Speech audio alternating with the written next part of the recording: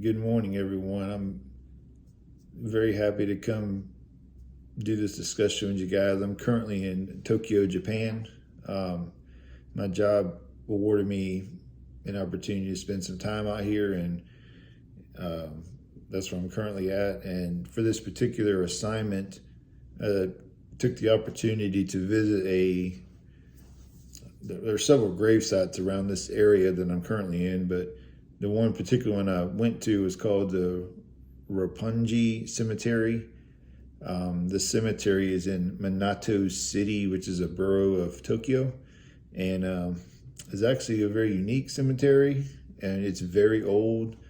Unfortunately, I didn't get the opportunity to go into it because in Japanese culture, respect is a big deal.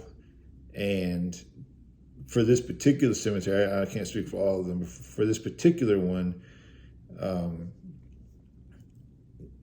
wasn't able to go into it because there's actually a gentleman that stands at the entrance, and if you're not visiting somebody in the grave in the cemetery, then they won't allow you in, and it's just a respect thing. And of course, I'm going to honor that. I'm not going to be disrespectful or anything, but you can actually get a great view of this particular cemetery because it is much older. I wasn't able to find a lot of information on it, but given its location, and most of the gravestones were very weathered and worn from time, and it is in an area of the city that is grown up around it, large buildings. It's at the bottom of a very steep hill that has a roadway that you can actually walk, so you can walk past it and look down into it. But again, I couldn't visit it because I didn't have any family members there, so they wouldn't allow me to come in. But I wasn't able to find a whole lot of information on it through my research. I was trying to find out maybe when it was started and things like that, but unfortunately I couldn't. So I did find a little bit of information about Japanese burial customs in general, and I thought it was quite fascinating because if you notice, if you Google if you Google search this particular cemetery, you'll see what I'm talking about. But their gravestones are very well decorated. They're very well made, and they're very well. They're not just tombstones. It's elaborate as tombstones with like spots for flowers, or tombstone and spots where you can pour water into a little slot, and it's all based on Buddhist customs and Buddhist I guess ritual, for lack of a better way I can describe it. But what I thought was actually fascinating is this particular cemetery is only about a half a football field in size. That's the best way I can describe it.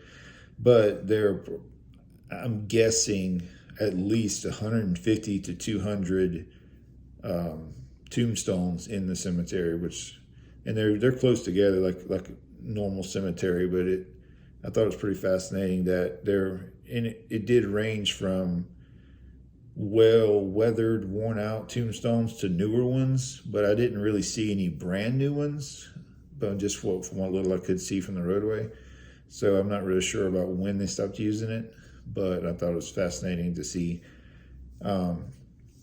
Anyways, I'm quickly run through this information I saw, but what I did find out was the decorations is all from Buddhist rituals, and essentially what they would do is once the burial happened, they would have a ritual they would go through. They would say prayers, they would offer incense, and at the end they would pour water onto the actual tombstone as an act of purification. And in some cases, if the deceased that's buried there liked sake, which is, if you guys don't know, it's Japanese alcohol, they would pour that on there instead if the family member liked it and liked to drink it. The gravestones are actually family gravestones. It's not an individual gravestone. So essentially what would happen is once your family would have a gravestone. Once you died, you would be cremated, and then your remains, your ashes, would be buried at the gravestone. But so would your family members. So your mom, your dad, your brothers, your sisters, aunts, uncles, everybody.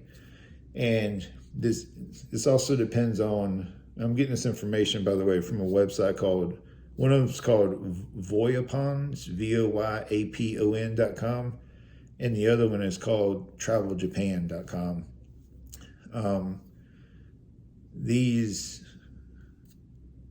But as I was saying, what they would do is they would engrave the family names into the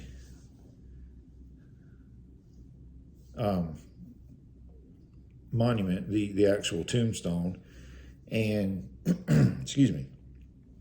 And it depends on the region, but some regions they would actually engrave the families who were currently living, and what they would do is they would color the family members who were living currently in red, and then the deceased would not be colored.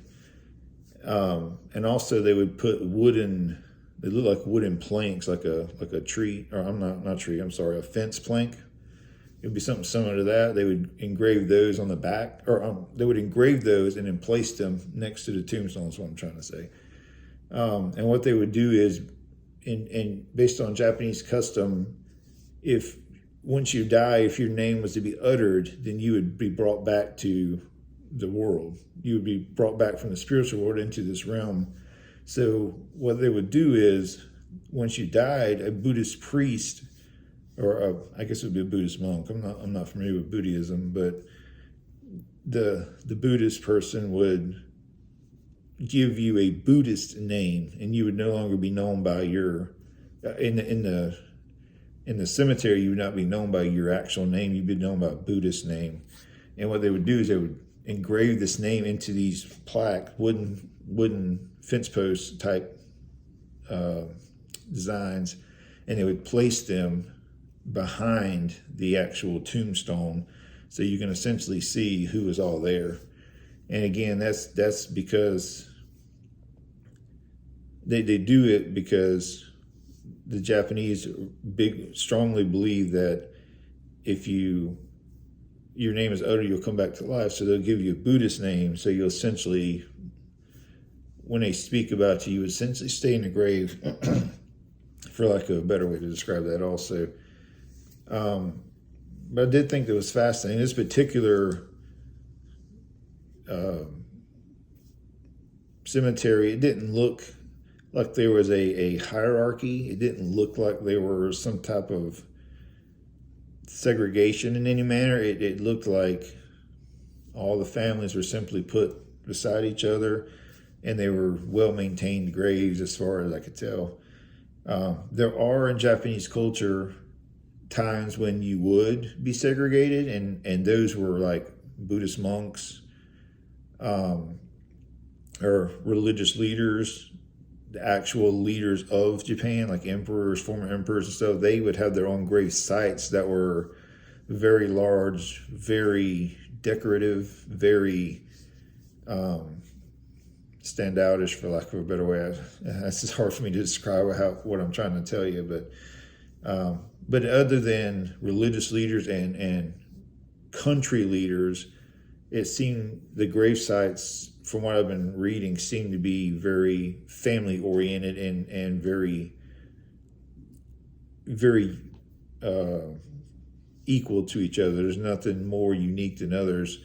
There were some occasions, from what I've been reading, where more wealthy families might have more decorative tombstones, but other than that, it seemed pretty equal, pretty similar based on the families and different families in the area. Thank you guys. Have a good day.